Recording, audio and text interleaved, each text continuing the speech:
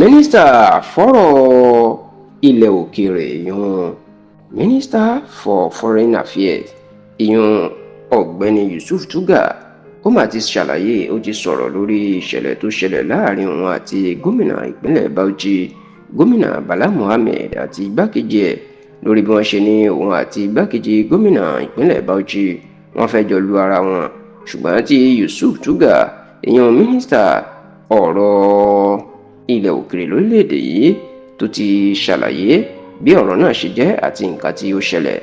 Bí ẹ kò bá gbàgbé, ní nǹkan bí ọ̀sẹ̀ díẹ̀ sẹ́yìn ni wọ́n ní Yusuf Tuggar tí ìròyìn ti ń lọ pé òun náà fẹ́ díje du ipò gómìnà ìpínlẹ̀ Bauchi lọ́dún 2027 iná ló lọ síbi ètò pàtàkì kan ní ìpínlẹ̀ Bauchi.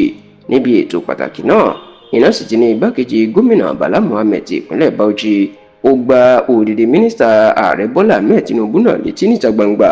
Ǹjẹ́ kí ló ń tó wá ṣẹlẹ̀ tó fi di pé igbákejì gómìnà ó ń gba òdìdí mínísítà rẹ̀ létí? Ó mà ní bí wọ́n ṣe ní Yusuf Tuggar bẹ̀rẹ̀ sí ni máa bu ẹnu àtẹ́lu gómìnà Bala Mohammed tó ń sọ àwọn iṣẹ́ tí ò dáa tó ń ṣe ní ìpínlẹ̀ Bauchi.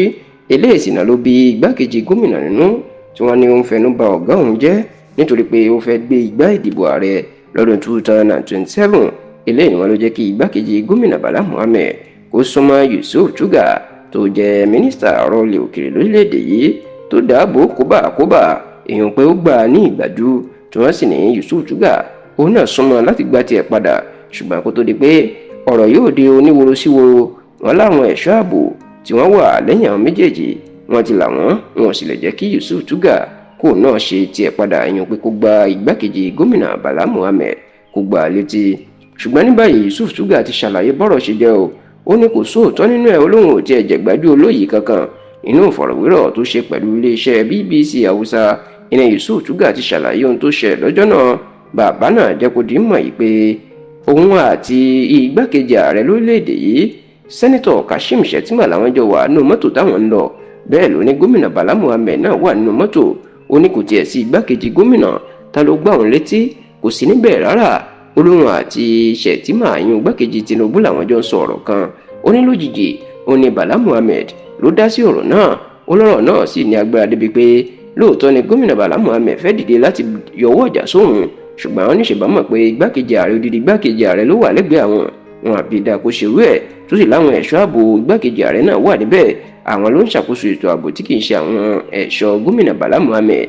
Ó ní igbákejì Bala Mohammed ta ló gbóhùn létí ò tiẹ̀ síbẹ̀, ilẹ̀ ilẹ̀ ló ń wà. Ó nígbà tó gbọ́ tóun àtọ̀gá ẹ̀ ń pariwo ló ń sáré tẹ̀lé mọ́tò wọn, ṣùgbọ́n ó ní wọn bí dáa láti súnmọ́ ibi táwọn wà nítorí pé igbákejì ààrẹ ọ̀gá àtòun ni làwọn jọ wà nínú mọ́tò táwọn ẹ̀ṣọ́ ààbò igbákejì ààrẹ tó sì ń ṣàkóso àwọn.